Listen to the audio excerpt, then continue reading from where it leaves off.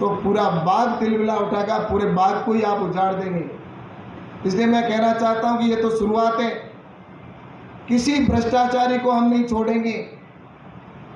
आने वाले समय के अंदर भ्रष्टाचार करने वाले नरेंद्र मोदी जी जब सत्ता में आए थे तब उन्होंने कहा था, ये पूरे देश ने उस समय उनको समर्थन इसीलिए दिया था कि भ्रष्टाचार में पूरा देश उस समय डूबा हुआ था। प्रतिदिन अखबार की सुर्खियों में होता था भ्रष्टाचार।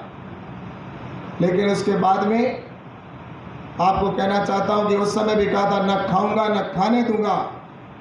आज ये जिस तरह से भ्रष्टाचार हो रहा है तो इनके ऊपर कार्रवाई हुई तो इनको तिलमिलाहट होती है।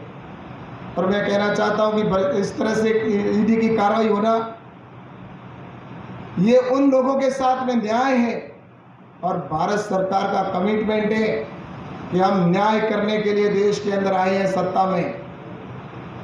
आज उनके ऊपर कार्रवाई होती है तो आपने देखा होगा कि जिस तरह से इन्होंने भ्रष्टाचार के अंदर, जिस तरह से यहाँ पर सचिवालय के अंदर पैसा मिलता है, आरपीएससी के अंदर जाते हैं तो वहाँ पर भ्रष्टाचार हो रहा है। और उसके साथ ही आपने जिस तरह से भर्तियाँ होती है तो उसमें भ्रष्टाचार, पेपर लीक की घटनाएं हो रही है प्रतिदिन। कितने युवाओं के साथ में धोखा हुआ,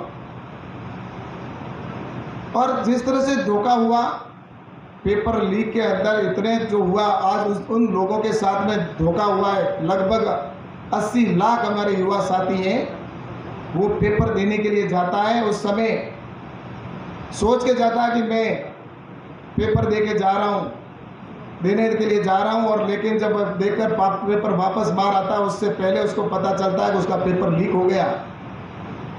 इस प्रदेश के अंदर 19 बार पेपर लीक हुए। 19 बार पेपर लीक होना, यानी कि आप सोच लो कि कितने युवाओं के साथ में धोखा हुआ होगा। उन युवाओं को न्याय देने के लिए हमारी सरकार कटिबद्ध है। इसलिए जब ईडी की कार्रवाई हुई तो ऐसे भ्रष्टाचारी लोगों के खिलाफ कार्रवाई हुई है। सिर्फ एक परिवार के लोगों को जिस तरह से उन्होंने, चाहे आरपीसी के अंदर हो, चाहे उन्होंने पेपर लीक करके जिनको जिस तरह से उन्होंने लाभ देने का काम किया, और इनके मंत्री, हर मंत्री भ्रष्टाचार में डूबा हुआ।